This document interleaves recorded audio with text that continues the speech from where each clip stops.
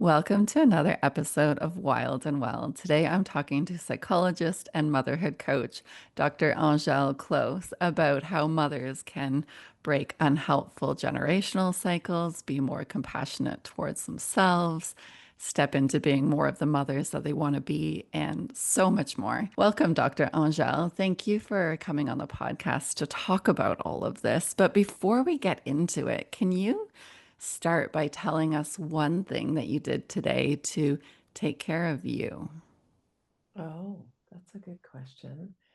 Um, I mean, my go-to is coffee because I that's like honestly the most important thing in my morning. But also, so I have a puppy, so I have two dogs and I have this puppy, and so part of that training to get the puppy on track is I take both the dogs out in the backyard in the morning. And right now the weather is beautiful. I know this will be harder when it's winter. But right now it's beautiful. And so I walk in the grass so they can do their business. And I was looking at the trees and some of the leaves were falling. And then as I was looking up at and that was sort of intentional, right? Just to like pause and look at the trees and just kind of take it in and be more present. And and then I looked up and there was a crescent moon like at the top of the sky that I noticed. And it was a moment of just awe. Like it was like, oh, I didn't expect to see that. Yeah. And that was one of those kind of glimmer moments. So I'm gonna say that was what I did today that just really felt like kind of a short little connect with nature. That was really helpful for my nervous system. Just instead of go, go, go, because we can, jump out of bed and it's go, go, go with all of the things. So yeah, it was nice. And it felt like it was nourishing. Yeah, that sounds really nourishing, being outside, being with your dogs, moving Yeah, your body, connecting with like what is bigger than us. That's that's a right. really nice way to start. Yeah. So, can you tell us a bit about what you do and yourself? Yeah, so I've been a psychologist now for close to 20 years, working as a psychotherapist with adults and couples. And then my own parenting journey really kind of shifted my focus. So I have three kids. They're now teenagers. But at the time, so we had moved from Canada to the United States, and it was an exciting move. We wanted to. It was for my husband's work, and we were ready for sort of an adventure. And it was 6 months before COVID. And I think I had had memories of like kind of when I was young and backpacking, and I'm definitely nomadic and love adventure and travel. And I think I wasn't kind of the prepared, or maybe you can't mentally prepare for this, but the move was actually really stressful. It was, I kind of lost the support system of all the women I worked with that I would see and connect with every day. I didn't anticipate that there would be kind of a culture shock from Canada to the US in certain ways. Like I kind of landed in this community with zero support. My father had passed at that time too. And then suddenly it was COVID. So I kind of had all these multiple stressors. And my kids were at an age where I just thought parenting was going to be easier. And my oldest is neurodiverse, and he started to really through these stresses, right? A lot of his challenges around, I mean, he just wasn't the most collaborative. He was at the time, I didn't know what was going on, of course. I know much more now, but it was really, really hard. And I found myself being really hard on myself as a result. And it was kind of during that phase of, trying to stay sane on a treadmill in the basement, like, okay, this is my 20 minutes. I need to like take care of myself. And I clicked on this podcast called the Happy Mama podcast. I was like, yes, I want to be a happy mama. So click on that. And that's where I learned about the word matrescence, which is this word that, reflects all of the many changes a mother goes through in that transformative phase. I mean, how you're never the same person again. And there's so many ways that our life changes internally, externally, right? And when I heard that word, it was just so validating, Dr. Hillary. Like it was like I realized I had been kind of blaming myself and carrying a lot of shame and this self-criticism. And it was so validating and normalizing that I thought, oh, this is a thing. Like this isn't my fault that I'm kind of feel like I'm sucking at, I'm not a good therapist. I'm not a good mom. I just feel so like spent and just dissolving my energy every day and feeling exhausted and not so competent, right? That there was this word that kind of explained that. So that was huge. And when I discovered that, I thought, why do not all moms understand this? Like, so it sort of became my new mission. And I started working mainly in the motherhood space because I just feel really passionate that, we don't realize, like my oldest was 9 at the time. So I'd been a mom for 9 years, kind of struggling. It felt like all on my own. And so, yeah, I'm really passionate about maternal mental health. And so the work that I do is to really help mothers through that phase of matrescence. And it could be early, it could be perinatal, it could be postpartum, but also in parenting. I would walk my dog during COVID and I'm like, why couldn't I get more grounded? Why couldn't I, I'm so present, like I meditate, mindfulness and so aware of, but it was like I was so aware of all the thoughts and feelings, but it was just like there was no settling. It just was very loud in my mind, so I felt like, well, I'm just super attuned to feel like I'm kind of crazy because there's just all of this ch mental chatter and I couldn't settle it. And so once I learned IFS, I understood that's because I had these parts that needed some attention. And anyway, so I started doing these meditations, IFS informed, that were kind of the next phase. So I had the mindfulness, but I needed the healing. And so it gave me the tools and the steps to really do some inner healing work I was kind of blown away at how effective and potent some of these practices were. And it just really helped me through matrescence, through the parenting phases, through all of the bumps I just felt like I was being knocked around. It really was a life raft. And that's when, yeah, so I wrote about that and in a book, and I'm just really passionate to kind of bring these practices, the lens, the language, and the actual steps, like what do we do to other moms? And that's the work that I do now. Is really interesting to hear people's journeys because so often it is our own experience mixed with our professional work that brings us to where we are. And my journey, it's different from yours, but it's similar in Yeah. a way that I was a psychologist. I had the training, I did mindfulness, and then I Mhm. became a mom and I needed more, right? And I Yes. needed to integrate other things into that and do my own work so I could help mothers more. Yes. So, can you tell us a little bit about internal family systems and parts work and how this approach really helps mothers to better understand and care for themselves?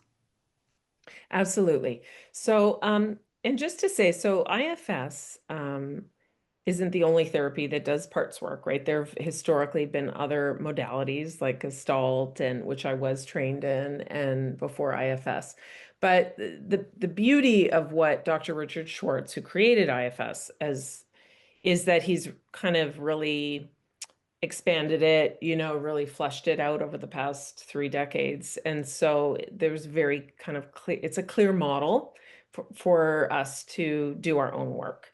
And and it is an understanding that we have different parts within us. And so I like to give examples for people to really, understand. So there'd be a part of, so I'll use myself as an example, right? So I have a part that's very ambitious. It went to grad school. It wants to be a therapist. It wants to write the book. It wants to do all the things. And it feels very different from the part of me that's more maternal, the part of me that wants to be with my kids and have a relationship and just all of the things around parenting. And so for a long time, before I understood matrescence in parts, I thought that was wrong or bad. Like I felt like there was this inner pull, this inner tug of war. And so understanding, oh, so that's parts, right? So in IFS, we have different types of parts, mostly understanding that they are self-protective. So, um, do you want me to like fully explain the model? I don't want to like go in As like much as you think would be useful, like okay. if you want to Yeah. focus more on Yeah. like the mom parts or Yeah. how it is that it Yeah. affects moms, up to Yeah. you. Okay. So the idea being, right, that as we're human, we are growing and adapting is one of the greatest things about humans is we can adapt to our environments. And we have these different parts within us that have their gifts, their abilities. Um, and when we're adapting in our childhoods, our parts can help us in kind of a double-edged sword. So what happens is if we have all of our needs met, which is would be amazing and great, then wonderful. Then we can be that vibrant, we can be our true authentic self, right? We're able to, we feel secure and we can flow with life and really expand into our truth of who we are. But unfortunately, too many of us, right, because of, passed down trauma from generation to generation, that we live kind of in a society that's fairly broken in many ways around, racism and classism and ableism and these, interlocking systems of oppression, unfortunately, and power means that we have these burdens that we carry. And we have people trying to function and cope with these burdens, often through addiction or ways that they've coped, right? So we grow into a family, say with parents. So my own family, my two parents had their own experiences of trauma that they hadn't healed and been able to process. So then my childhood is, I am sort of subject to how their protective systems are coping. And so then my parts are going to help me avoid what's painful, what's difficult. And so it turns out that because of all culture, which isn't so great with feeling our feelings and how to cope and process those feelings, right? Wounded people can't really do that so great. Our system ends up finding ways to sort of shut down our emotions that aren't safe to feel. So, for instance, if you grew up in a family where it's not okay to be angry, right? The kids aren't allowed to express their anger. They're maybe shamed or punished or go to your room. Like this was often very the traditional ways kids might be parented. So that child's parts are going to learn that. Oh, it's not okay to be angry. So a protector part's going to kind of suppress that, so part inside will carry the anger because, of course, we're hardwired to feel that anger, right? We're hardwired with these emotions for good reasons, but it's not safe to feel it. So the protector is going to shove that down. And the part that carries that anger or that it could be fear, it could be feelings of shame or vulnerability, that becomes what we call an IFS in exile. So it's exiled into the system. So this is kind of how we can suppress and kind of push down these emotions. And then that child's going to move through their world, learning to not show that anger, but the anger's still in there and it's necessary for healing, right? And so that person's probably going to find inevitably in life that anger is going to get touched. So the exiles eventually, because life, we can't fully suppress all of our emotions and vulnerability. Things in our environment, in our relationships are going to activate that. But then it's very destabilizing. It's very upsetting, right? I had one mom I worked with who, similar situation. Her dad was very angry. He was actually ended up being very kind of abusive in his anger. It was out of control anger. And she never wanted to be like that. And so she has a part that keeps that down. But the challenge is when you're a mom, well, of course you're going to be frustrated. You're going to be angry sometimes because it's human. But then now she feels shame around it, right? So now she has a part that carries the shame around it. So this is kind of how our parts, and I'm sort of through my answer mentioning a couple mom parts, and I have realized working with moms, and that's kind of a bulk of my book and my work is that we do have these mom parts that derived from learning our cultural and societal myths around what historically or what culturally, what is espoused as what is a good mom, which that idea has changed over time, right? So the current, moms of today are under this umbrella of what's called an intensive mother. So we have new expectations than say the moms in the 70s or the moms even in the 20s, right? Um, a large part because of psychology and developmental psychology and all of the work that our culture is doing on prioritizing children's mental health, which, of course, 50 years ago, that wasn't the case. So it's always changing. But our parts absorb these ideas. And that was true for me. And this is what I definitely see in the moms that I work with is we have parts that carry these rules of what it means, and then they internalize that and then their parts take on these roles. And this is where it can create a lot of pain for us, is when our parts shift into roles that are very extreme. We need our parts, they help us function and do life, but when they get a little extreme and intense, we can get rigid and we really aren't living our best life. We really aren't living with that full energy. We're sort of working really hard internally to sort of keep suppressing the exiles that are carrying all of our kind of past wounds and those the vulnerable emotions, and living from these self-protective ways, right? So we're not really thriving. It's more like survival mode. Yeah, it makes a lot of sense. And do you see that these mom parts combine those good mom expectations that our society gives us with those childhood wounds? Is that what happens? That they get Yes. connected, or do you see them being separate? Yeah, that's a really good question. I think both and. I think as we get to know each part, yeah, I think we definitely have parts that often it's our critical part that's very much concerned with what are the rules of society, you know, um, and then the parts that are kind of carrying those, but even our protective parts definitely carry burdens and pain. So yeah, as we kind of go inside and unpack it, often we'll have even what's called cluster, like different parts that are interrelated. So one might have the rules and be enforcing it on other parts of the system. So for instance, like the inner critical part is telling us what we should be doing because it knows all okay, these are the rules, this is the checklist of how to be a good mom. And then we often have moms have another part that's a manager part, which is managers to try to prevent pain from happening. So they want to follow the rules. So it's kind of like, well, if I follow all the rules, then I'll avoid being judged, I'll avoid being rejected, and which is painful, right? And so what I would say is the perfectionist part is the one that's sort of listening to the critic, doing all of the things, doing all of the tasks. So they're kind of connected in that way. And then if we get curious about them, oftentimes we will see where those beliefs what is that belief and where's that myth? And then most times we do end up recognizing these parts are little children within us, right? Because the rules of learning what it is to be a good mom oftentimes is coming from what it means to be a good girl in our society. So usually when we trace it back, we get to that little child that came to learn the rules of what it means how to be a good girl. Yeah, absolutely. I see this a lot in myself and the clients that I work with, that it does often we learn these things in childhood and then they become amplified in motherhood. And that's when you can often, up until motherhood, live up to these expectations of being a good girl, but then it just becomes too much being a Yeah. good mother. And that's when a lot of people, I think, actually do the work because it's too hard. You can't be perfect as a mother.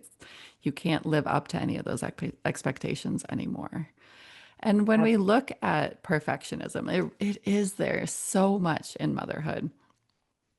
What do we do if we notice that perfectionism is taking over our mothering? Like you mentioned that we go back to that little girl aspect of us, but what else do we do, or what does that look like? Yeah, no, that's a good question. I mean, the first step, obviously, right, is kind of awareness of it, and I think you're right. I think oftentimes it's that tipping point for us when, unfortunately, it's like our body's breaking down, we're getting, the signs are there. The little red flags of our system are there. And sometimes it takes, a crisis or getting ill or, mental health issues before we can see it. Hopefully, that's not the case, for everyone. But we have to notice, right? We have to have that awareness that, okay, this isn't working, whether it's I'm angry all the time or I'm now depressed or or I'm totally exhausted and I'm not there for my kids the way I want to be. Like I'm not enjoying it. I think that's one of the, you know, I think that's one of the points that is an entryway for a mom is like And this isn't about shame or guilting them, like, you're going to regret it, because I hate that narrative.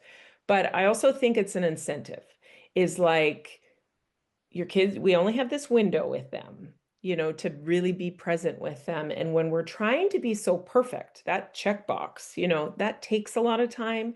It takes our energy, and we're more focused on doing all of the things, making that perfect lunch and the meal and the bed and the cleaning and all of this, all of our time and attention is so external to actually sitting and being with our kids in those present moments. It can pull us away. So when we're out of balance, as I said, right, when that part is in too much of an extreme, that's the sadness, right? That's the part that we're going to miss out on the moments, right? The present moments of connecting and relating. And so I say that not to threaten or scare moms, right? Or make them feel bad. But it's when we remember that, I think that's been helpful for me anyways, as like, well, why should I go inside and check what's happening with this drive that I'm trying to be so perfect? Because that's what I'm gonna I don't want to wait 20 more years and keep trying to go down this track, because I'm going to miss it. So it's like, it's just a bit of a wake up. And then once I do that, is to give compassion for myself. So the second step isn't to go down that shame spiral and now beat myself up, but to recognize, oh yeah, I learned this because this is the society we live in. So of course I'm trying to check all the boxes and do all of the things. That's a good thing about me, right? That's an amazing thing, that moms everywhere are trying so hard. So not beat myself up when I have that moment of awakening, but offer myself, just normalize it's normal and it's valid. And of course, so that's the phrase that I like. Of course I would do, of course I would try and be the best mom, because it does matter the most, right? That's why we do it. The stakes are high, because we love our children and it really matters to us. So we don't want to discount that. And then the work can become, so how do I shift out of this though, right? Because my parts are thinking, you got to be perfect or else. So we have parts inside that are afraid. They're doing their role because they feel like, well, if I don't keep doing that, something bad's going to happen. If I'm not that perfect mom, yeah, am I going to get judged? Are people going to think I'm not a good mom? That's a big one, right? Um, and so going to inside, right? We connect with our parts. They're usually through guided meditations, but we do what in IFS called that U-turn, right? So bringing your attention inside and start to develop a relationship and awareness of this part. So I would focus on a target part of, the one that wants to be perfect. And I would listen to it, right? So from self-energy. So self-energy in IFS it's not a part, but it's the energy that each of us has that is, I mean, Richard Schwartz describes it through the 8 C's, creative, compassionate, clear, calm, confident, connection. But it's not just the 8 C's, right? I mean, also, our self energy is really that deep inner wisdom that we all have, that doesn't shift or change no matter what has happened to us. And, different traditions will call it different things. I think this isn't Richard Schwartz who came up with it, right? But, certain contemplated, for instance, Buddha nature might be a word, or soul. I like the word, I use it interchangeably. So the word itself, capital S, self, is what Richard Schwartz called it, but it's that deep inner wisdom that when we don't need to survive in the world, when we can just, if imagine we were fully safe and we could just be, we all have that within us. And it's from that place that we want to be learning to connect and access that within us. And then we get to know our parts. So getting curious. So curiosity is one of the 8 C's. When we're curious, we're not judging and withholding. We're open. We're open-minded to know and understand, right? And so with that attitude, I would say, which is part of mindfulness, as you know, too, right, Dr. Hillary, is that beginner's mind, right? So when we bring that energy to this part, we start building a connection with it. And we want it to trust us, because it's not going to relinquish its role of trying to be perfect unless it knows and understands that we're going to be okay. And of course, if this is a part that's been there since you were a little girl, right? You didn't have the supports of, safe, secure adults maybe around us, and the world was a lot scarier when you didn't have so many resources available. So we just had to learn the rules really good. But now we have more strength. We have more resources. We're an adult. So we're connecting with this like inner child part and start building that trust. And we want to hear their story. We want to understand what they're so afraid of would happen if they didn't do that job. And so you'll hear from the part will tell you, well, people aren't going to like us, and then we can start by offering our compassion, which I have found that naturally opens our heart will open to these parts of ourselves because they are little inner children. The heart will naturally open, and then we can convey that compassion and that gratitude. Thank you for doing this for me for so long. We usually find these parts are quite exhausted and they don't want to keep doing this job. And so it becomes a dialogue now where we're befriending this part, we're inquiring, what are they afraid of? And we can assuage their fears, right? We can let them know, like, I can handle it because I'm a grown up. And if you're willing, you can, this is the unburdening healing that can happen, is these little parts can start to release some of these beliefs. And in IFS, there's a whole ritual process that we might have them release that, the belief that I'm not lovable unless I'm good, right? So we've learned, so many of us, it boils down to not being lovable or not good enough to get our needs met. But now they can have their needs met because we're there, right? And so we're not dependent on a parent who wasn't able to give us what we needed. And so they're ready to give those beliefs that I'm not good enough um, into the air or into the earth or into fire or any kind of imaginative way. And it's almost like somatically releasing that energy out. And that's an opportunity to really allow that part is its natural gifts and abilities to be released. So we're releasing these burdens, and now that part is learning to trust us. And that's where we're breaking that cycle. That's where we no longer will be so tightly wound and run by the part that thinks she needs to be perfect. It's a me relationship with me. Does that make sense? Me with the part that thinks she has to keep doing it. That's where the deep shift can happen. And so, does that make sense? Or do you want me to? Yeah. Yeah, I think that makes so much sense. And Okay. it's quite a process to go through, but it can be so healing, can't it? To just go It through is that and to have incredibly that healing. compassion and that understanding and unburdening, like you said. Yeah. And so each part, we can do that with each of our protectors, that they can soften. And it doesn't mean we get rid of them. So I want to emphasize that too, right? All of our another thing that's so wonderful about IFS is it is a compassionate model because we understand that all of our parts belong. A lot of psychotherapy models are about like changing our thoughts or like it, they don't let us feel actually fully whole within, which we are. And so by being able to go to these parts, they'll be open once we release these beliefs, like I need to be perfect to be loved, and they can release that belief. We're really free, like it's a moment of liberation.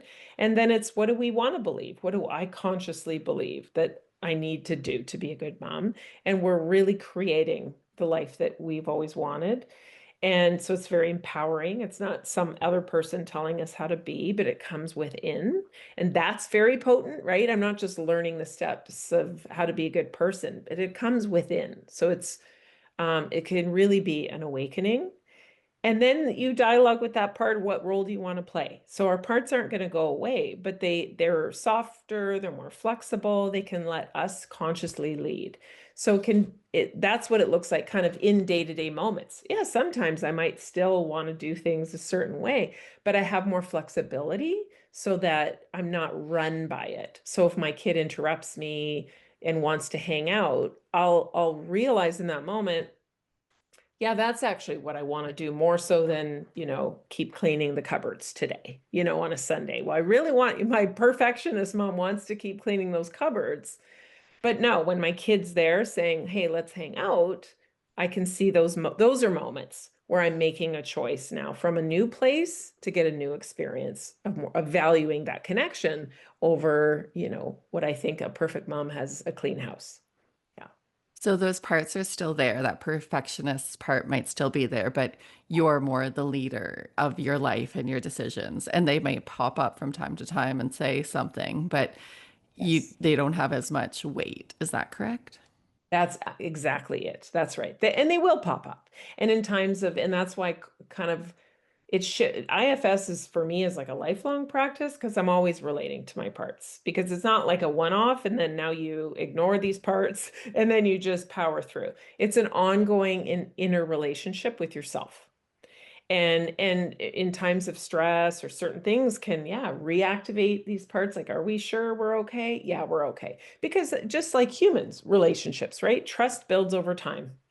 And so we need to have that kind of repetition of like going inside and all of there are many things that we do to help support those changes that we're going to make, right? But yeah, it's definitely not a one-off when we're breaking cycles. It's, I would never set anyone to think that because they'll wonder what's happening. I did that whole unburdening and now, now I'm still struggling. Yeah, most things we have to keep doing. Like we can't just go to the gym and That's lift right. some heavy weight and be done with it. You have to keep practicing. You have to keep those skills and keep those muscles sharp and strong. What about when it comes to our kids' big emotions and when they act in ways that like we don't like? Mhm. How can we be less reactive and more helpful in these ways?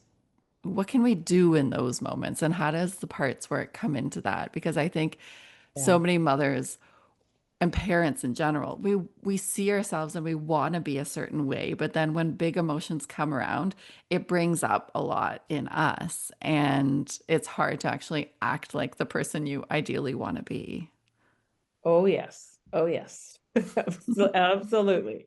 Right. This is when the rubber meets the road. I mean, it's another reason why I do love this model because it's helped me just so overall have more compassion to the parts of me that react, right? So I was, prior to IFS, I was trained as an emotion focused therapist. And so suddenly my kids started having these big emotions, and they were, as I said, a little older, 9, 7, like that's for me where motherhood got harder because I thought I would be great. I'm an emotion focused therapist. Yes, I'm going to be great at all of this. But I had parts react and they would want to shut down the strong emotion. And so what I've learned and realized, right, and this is why the importance, I think the most important parenting tool is to do our own work. I mean, you can learn strategies and how to set boundaries and blah, blah, blah. But until you do your own healing, your parts are going to keep reacting according to your own childhood. So if you grew up in a home where you didn't learn how to, where emotional expression wasn't validated, it wasn't safe, secure, and a helpful place to process all of your stuff, which is a lot of people, you're going to have inner parts that are going to react in those ways. Your protective parts are going to want to shut down your kids. And so, the most important thing that I have found, the most helpful, is the more that I am able to be with my vulnerable emotions and my parts and unburden my exiles, then the better able I am to actually stay regulated and be with my kids with their big feelings. Does that make sense? Yeah, I'm nodding Yeah, along as you say this because yeah, it's absolutely true. I think anybody listening can agree yeah, with that from their own experience. When it triggers yeah. something in you and you react, you can't be there for them. But if you're able to process your own stuff ahead of time, not in that moment necessarily, but you've done your Yeah, own so work, it that's right. helps. Yeah, and your question was a good question because I think I mean it's both and it is so yeah. So doing our own work to the extent that we can. And what I do like about IFS, and I want to say because moms are busy and depending on how old your kids are, if you don't have a lot of space and time, I love this model because it doesn't take a ton of time to at least start to like if you can start with a 10-minute meditation a day and start to get to know some of your protective parts, that you're going to notice some help already, right? If you have time for weekly therapy with an IFS therapist, that's amazing and wonderful and great. But you can also experience some change just even on your own. In fact, I first learned IFS reading this self-therapy. There's a book called Self-Therapy and it's IFS. And so it very much is a model. You can do a lot of your work on your own. Um, and there's a lot of stuff online too. So it can fit within your life to start to relate to your parts yourself and start to get to know some of the protectors. Right. And there are those, so in those day to day, and that's going to help, but ultimately that the background work is necessary because you can't just kind of read a book and then suddenly I'm with my kid and think I can implement it. Like you're right. That just doesn't work. So just to also name that as normal for people, because I remember thinking, oh, why can't I know all of the things? Why am I flipping my lid right in this moment, right? So the work you can do on your own is going to help support that. And then what I found is in those tough moments, any kind of awareness. So once you've already got that relationship with your parts, when you're now with your kids and you start to notice, you can have and work on, I mean, it's a practice, but this what's called dual awareness, right? So I can ideally, if I can stay with enough self energy, it's not like I'm going to be fully in self and calm and connected. And I actually really want to dispel this idea, right? Because moms want to be calm, but it's okay that you have parts that aren't calm. And when your kid is maybe saying something unkind or rude or dysregulated, and so they have these big angry, like some of these emotions, our own nervous systems are going to react. And our parts are connected with our nervous systems. They experience a threat, they're going to react. We have a part inside of us that's, are you going to let him talk to you like that? Like, who doesn't have a part that says that in their head just because of our society, right? Just how we've listened to parents parent since we were children. So that's kind of an old school way of parent those, but those are narratives in our head. And so we're going to have this stuff pop up.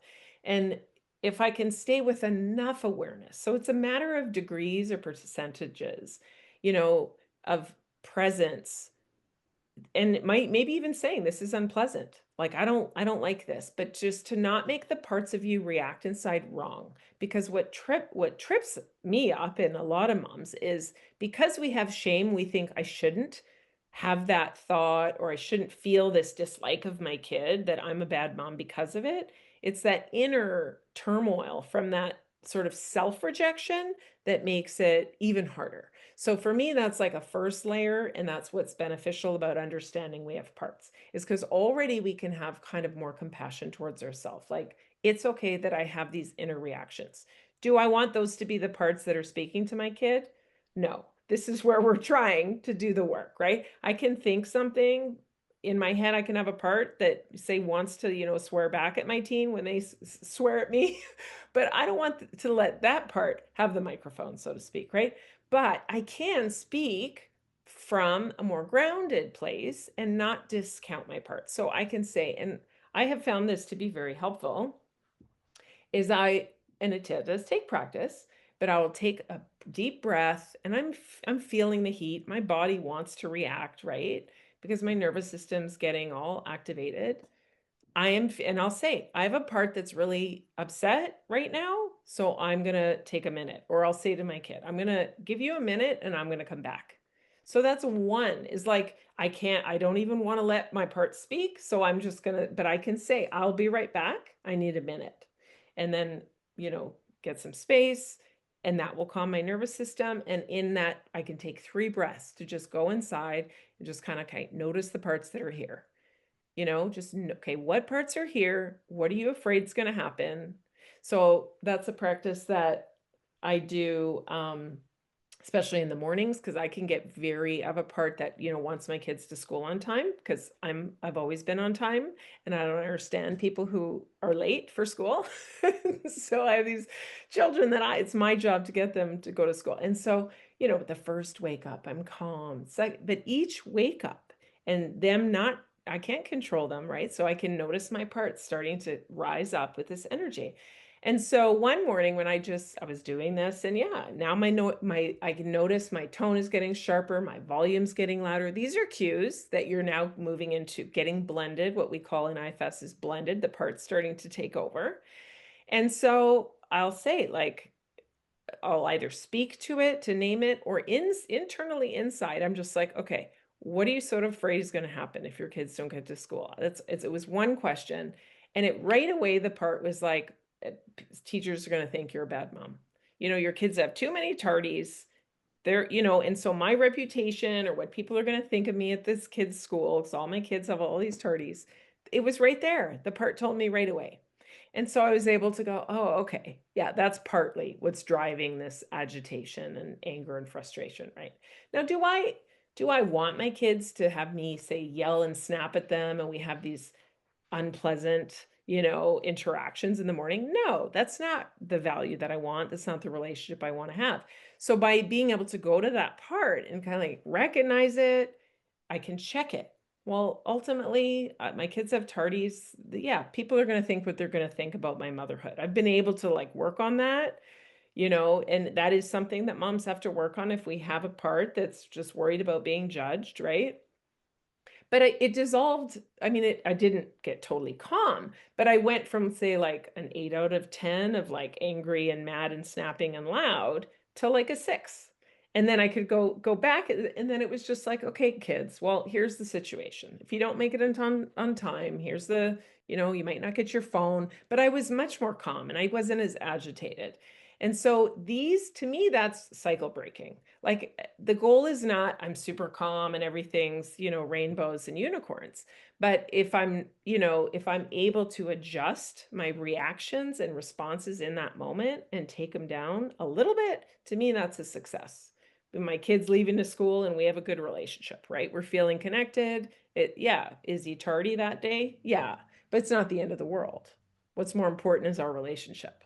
Yeah, absolutely. And in that moment where you check in and you ask that question and you get the response that other people like might judge you for having kids that are late and that what that says about your motherhood.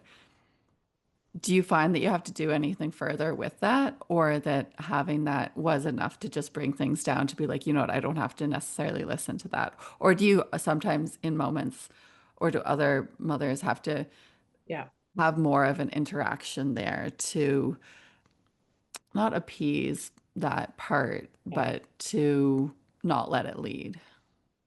Yeah, that's a good question. I mean, I do a lot of my own therapy, right? So I would say the more you have a relationship with that part, then yeah, the easier it'll be. If I've unburdened that part, um, and obviously also there's more than one part that cares what people think inside me, right? It's not just one part and now that part's fixed. I am a human.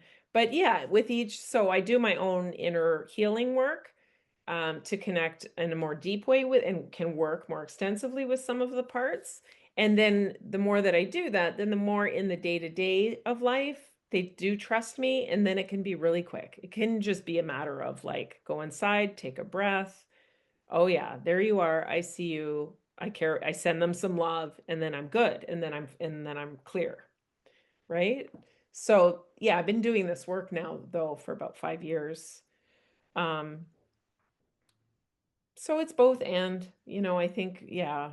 But I do still think it's helpful, even if a mom hasn't, say, gone into IFS therapy, even just to, okay, I'm going to put my feet on the ground, I'm going to take a breath. And if I can just go inside and like, okay, notice my body, what parts are here? Like, do I have a part what's the part that feels like it's taking me over? And can I breathe with it? Can I let it know I care and that it's okay? I have found that to be, it's just one little word inside, just like I'm here with you.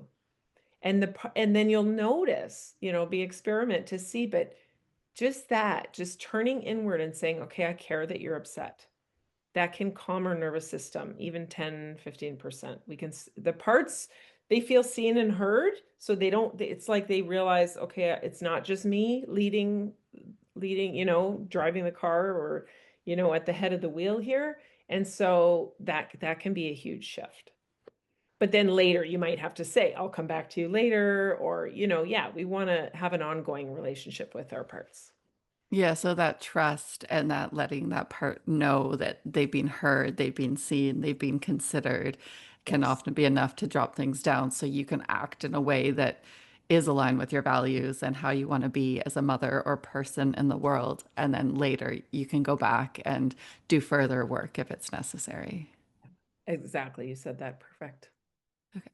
So, Mhm. what are some common mom parts? Because we've talked about a number of them here, but like in your book or in your work with moms, are there certain ones that you notice come up? Like, is that perfectionist one of the main ones? And what are some of the other ones? Yeah, it is one of the main ones, as is the inner critic. You know, I have met one mom who says, "Oh, I don't have an inner critic, but only one." And I'm still interviewing her, trying to understand. That's fascinating to me. But in general, most of us have an inner critic that will focus on our motherhood because it wants us to be a good mom. And so that part, renegotiating its role can be very, very liberating and helpful, and it opens up that antidote of self-compassion instead of being so hard on ourselves. But also, fear and anxiousness, right? I mean, worry parts that will just, lose sleep at night, because we can't control our children, as much as we thought we could or would like to. And so the parts of us that want them to be safe and want them to be okay, that's all good and well. Um, because they are a part of us. We know if anything happens to our kids, it's happening to us. Like, we're bonded, we're connected, and so it can trigger, especially if we have had any kind of anxious parts before motherhood, those are going to get amplified and take on that child as now part of our system, right? And so that can be really tough for moms. And certainly, there, like any anxiety, right? Fear is a functioning emotion. We're hardwired with it for good reason, and it can get um, over exaggerated. It can become debilitating in our lives because of the way our brains work, and our parts can just take things on and live in the future and rob us from moments of kind of peace and serenity in the here and now. So being able to work with those parts are very important. Also, guilt and shame, right? I mean, we know that term now, mom guilt. It's such a phenomenon that we have this language for it, that moms feel guilty. Well, why do moms feel so guilty? Right? There's healthy guilt, like healthy guilt is, we have guilt hardwired within us because it's like our inner compass to know, are we acting and behaving in ways that's aligned with our values? So it's a good functioning emotion. But guilt isn't healthy if it's coming from the myths of the good mother, if it's these erroneous, faulty ideas that come from patriarchy about what it means to be a good woman or a good girl or a good mother. And so then that becomes our faulty compass in which we're judging ourselves, right? And then it's kind of tied to shame. Shame is never really a helpful emotion. But if we have fundamental belief about ourselves, so where guilt is about the action or what am I doing, not doing right, shame is more of the character. I'm not a good person. I'm not lovable. And so many people, sadly, are walking around with exiles that are carrying this wound, from their childhood, and it's still there in motherhood. And so it just becomes another role in their life where they can, feel not good enough. And so being able to heal that, because that's never good for any kid, right? I had many shame spirals. That's partly the crux that, I was teaching self-compassion, and I even did this whole TikTok thing on how to love yourself. Because as a therapist, I realized, and I'm sure you found this too, Hillary, that, no matter what we're dealing with, usually it's our relationship with ourself that's a big part of the work. And so I mean, did my doctorate on self-compassion.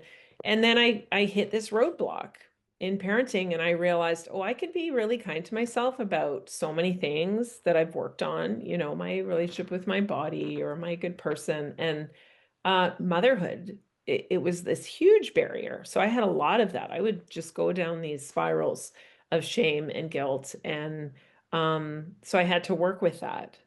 And usually that's also working with the inner critic, because that's how they